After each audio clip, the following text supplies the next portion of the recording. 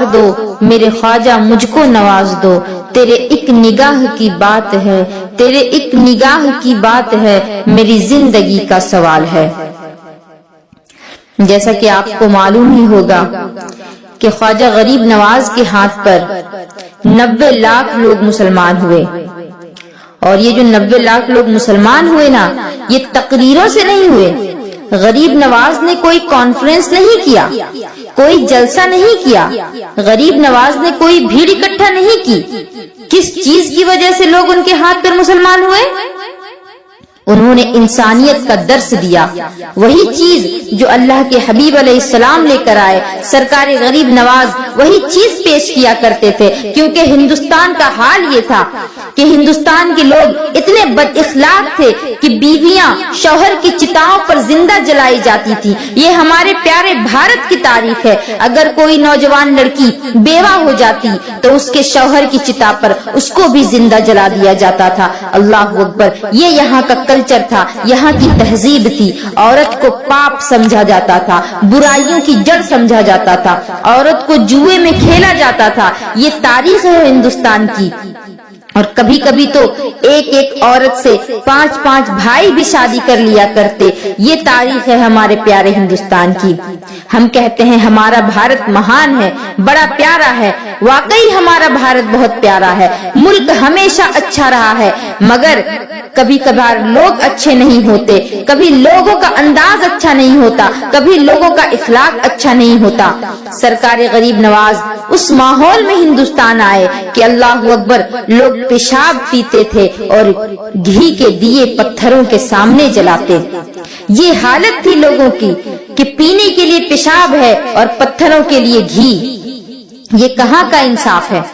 انسان اتنا دور ہو چکا تھا انسانیت سے، تو سرکار غریب نواز نے کیا کیا؟ اس ہندوستان کی سرزمین میں وہی اپنے نانا کا مشن، وہی اپنے نانا کی فکر اور وہی اپنے نانا کی تعلیم۔ کون سی تعلیم؟ وہ تعلیم کہ جو یہ نہیں دیکھتی کہ مسلمان ہے یا کافر۔ بھوکا آیا کھانا کھلا دیا، پیاسا آیا پانی پلا دیا، اور کوئی چاقو لے کر کے آیا تو اس کے سامنے اخلاق پیش کر دیا۔ سرکار غریب نواز نے کیا کیا؟ یہی تو کیا۔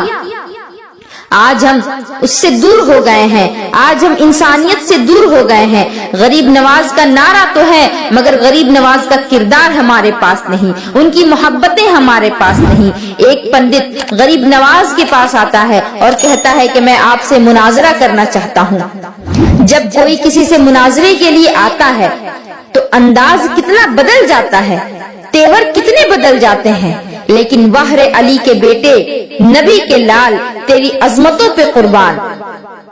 آنے والا آ کر کہتا ہے میں مناظرہ کرنا چاہتا ہوں آپ کے مذہب کے خلاف۔ آپ کہتے ہیں آئیے، کہاں سے آئے ہیں آپ؟ اس نے علاقے کا نام بتایا، فرمایا آپ تو بہت دور سے آئے ہیں، بہت تھکے ہوئے ہوں گے، بہت بھوکے ہوں گے، پہلے کھانا کھا کے آرام کر لیں، اس کے بعد باتیں تو ہوتی رہیں گی۔ واللہ آخر ان باتوں میں کیا تاثیر تھی؟ وہ مناظرہ بھول گیا، غریب نواز کے ہاتھوں پر ہاتھ دے کر اسلام قبول کر کے کلمہ پڑھ لیا۔ یہ سرکار غریب نواز کی زندگی ہے۔ آئیے ان کے اخلاق میں سے ان کی زندگی کا ایک باب پیش کروں۔ ایک مرتبہ کا واقعہ ہے کہ ہندوستان میں اجمیر شریف جو شہر ہے، اس کا بادشاہ پرتھوی راج چوہان، اس کو بہت تکلیف تھی، کیونکہ اہل حق سے اہل اقتدار کو ہمیشہ تکلیف ہوتی ہے، کیونکہ ان کو پتا ہوتا ہے کہ جو کام تلواریں نہیں کر سکتی، اہل حق کا کردار کر سکتا ہے۔ انہیں یہی وجہ ہے ان سے تکلیف ہونے کی۔ یزید کو امام حسین سے تکلیف تھی۔ کربلا میں امام حسین کے پاس کردار تھا اور یزید کے پاس اقتدار تھا۔ اقتدار اس کے پاس ہے اور کردار امام حسین کے پاس ہے۔ سوچو، قتل کر کے بھی عزت نہ کما سکا، لیکن کردار والا قتل ہو کے بھی اونچا رہا۔ لوگ کہتے ہیں کہ حسین کا سر نیزے پہ ہے، اور ہم کہتے ہیں کہ دیکھ تو صحیح، کاٹنے والا نیچے ہے اور کٹوانے والا اوپر ہے۔ کردار ہمیشہ اوپر لے جاتا ہے۔ اقتدار اوپر لے جائے یا نہ لے جائے، کردار ہمیشہ اوپر لے کر جاتا ہے۔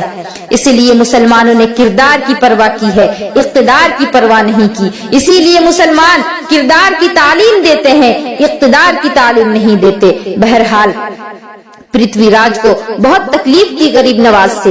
एक नौजवान को बुलाया और वो राजपूत बहादुर नौजवान उससे कहा कि उस फकीर ने नाक में दम कर रखा है, हर दिन कोई न कोई इसके हाथ पर इस्लाम कबूल कर लेता है, उसकी तालीम को सुनता है और उसके करीब हो जाता है।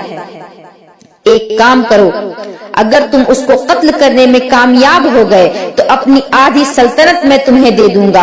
आधी हुकूमत से आखिर मना कौन कर सकता है?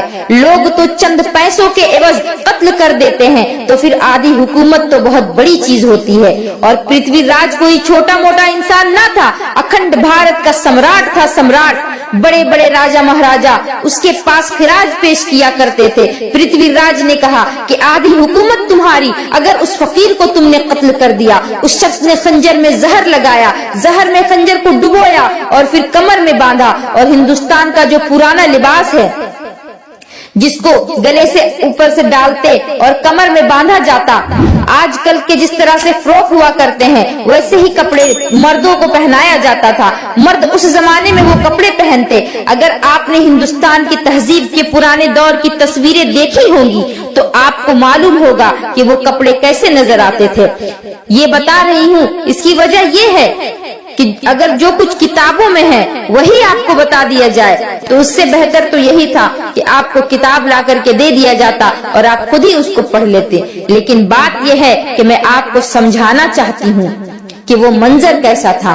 वो लिबास ऐसा था कि उस लिबास में कमर के अंदर अगर कोई चीज छुपाई जाती तो वो नजर नहीं आती, क्योंकि नीचे से घेर बहुत ज्यादा होता था।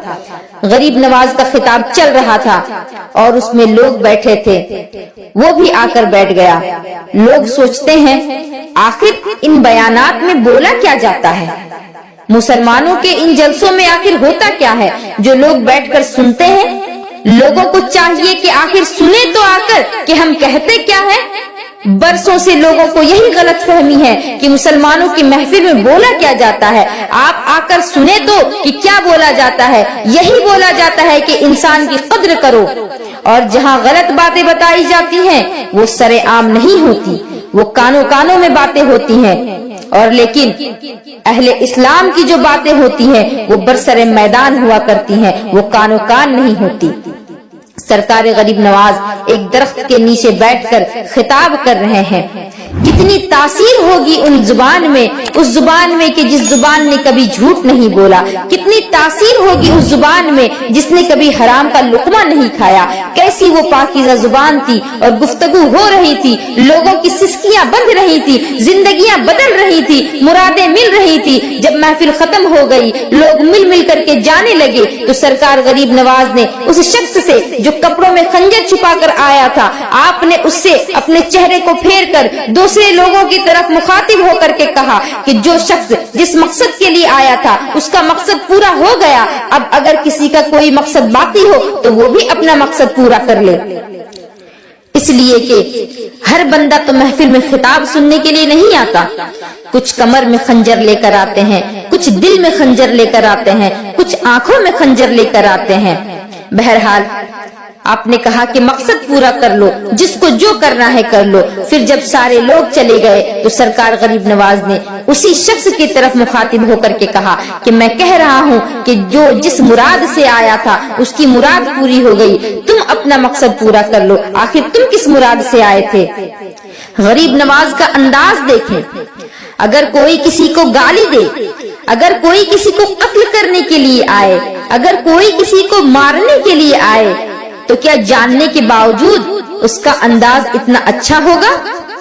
अगर मजमे में किसी के नाखून पर पैर रख दिया गया तो चेहरा बिगड़ जाता है, और वहाँ तो खंजर बांध कर आया है। लेकिन सरकार गरीब नवाज ने फरमाया कि तू भी अपना मकसद पूरा कर ले। उसने कहा, महाराज मैं कौन सी मुराद लेकर आया जो आप पूरा करने को कह रहे हैं? फरमाया, तुम अच्छी तरह जानते हो कि तुम क्या मकसद लेकर के आए हो अपने दिल में। कहा, मैं तो आपका बयान सुनने के लिए आया था। गरीब नवाज ने फरमाया, अच्छा खिताब सुनने के लिए आए हो तो फिर कमर में खंजर क्यों बांध करके लाए हो? उसने कहा, कमर में खंजर तो हिंदुस्तानियों का रिवाज है, तो मैंने भी अगर बांध लिया तो कौन सा जुर्म कर दिया?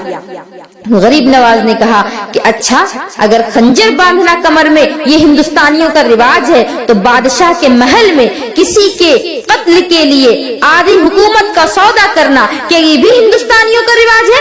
اللہ اکبر! اس نے جب یہ سنا تو سوچا کہ یہ گفتگو تو بادشاہ اور میرے درمیان کی ہے، کسی اور کو پتا نہیں تھا، تو یہ فقیر درخت کے نیچے بیٹھ کر میرے کمر کا خنجر بھی جانتا ہے اور محل کی باتیں بھی جانتا ہے۔ اس نے خنجر سامنے رکھا اور کہا کہ مجھے معاف کر دیں اور آپ کسی کو حکم دیں کہ وہ مجھے قتل کر دے، اس لیے کہ میں آپ کو قتل کرنے کے ارادے سے آیا تھا۔ آپ اتنی عظیم ہستی، آپ اتنے مہان، اور میں آپ کو قتل کرنے کے لیے آیا تھا۔ میری یہی سزا ہے کہ آپ کسی کو حکم دے کہ مجھے قتل کر دیا جائے۔ سرکار غریب نواز نے اس سے فرمایا کہ ہم مارنے کے لیے نہیں آئے ہیں، ہم لوگوں کو زندگیاں دینے آئے ہیں، ہم لوگوں کو جلانے نہیں، ہم لوگوں کو جلانے آئے ہیں۔ آج کے بعد ایسی غلطی نہ کرنا، جاؤ یہاں سے، میں نے تمہیں معاف کیا۔ اس نے قدم پکڑ لیے، کہا کہ ایسا انسان کہ جو دشمنوں کو بھی معاف کر دے، جو اپنی جان کے دشمنوں کو بھی معاف کر سکتا ہے، میں اس کو چھوڑ کر کے اب کہاں جاؤں؟ میں بھی اب آپ کے ہاتھ پر کلمہ پڑھ کر کے مسلمان ہونا چاہتا ہوں۔ سبحان اللہ! سرکار غوث اعظم نے، سرکار غریب نواز نے اس کو ایمان کی دولت عطا فرمائی اور کہا مانگ، کیا مانگتا ہے؟ وہ بھی بڑا ہوشیار نکلا۔ اس نے مانگا، اس نے کہا کہ جب میں مسلمان نہیں تھا، جب میں نے اسلام قبول نہیں کیا تھا تو مجھے پتا تھا کہ آپ کے مذہب میں لوگ سال میں ایک مرتبہ کعبہ شریف جاتے ہیں حج کرنے کے لیے۔ میری تمنا یہ ہے کہ میں زندگی میں 40 مرتبہ حج کروں۔ کتنا ہوشیار ہے! صرف حج نہیں مانگ رہا ہے، لمبی عمر بھی مانگ رہا ہے، کیونکہ حج تو روز روز نہیں ہوتا۔ جتنے زیادہ حج ہوں گے اتنے سال بڑھتے جائیں گے، اور پھر تمنا یہ بھی ہے کہ جب 40ویں حج کو جاؤں تو لوٹ کر نہ آؤں، مکے میں ہی میرا وصال ہو جائے اور وہیں مجھے دفنا دیا جائے۔ غریب نواز نے کہا کہ جا، تجھے یہ بھی عطا کیا گیا۔ سبحان اللہ! یہ تھا اہل حق کا کردار، یہ تھے تبلیغ کے اصول، لوگوں کو اپنا بنانے کے اصول۔ اسلام پھیلا ہے تو محبت سے پھیلا ہے، لیکن آج لوگ کہتے ہیں کہ اسلام تلوار کے بل پر پھیلا۔ اللہ رب العزت سے دعا ہے کہ لوگوں کو ہدایت عطا فرمائے۔ وما علینا الا البلاغ۔ السلام علیکم ورحمۃ اللہ وبرکاتہ۔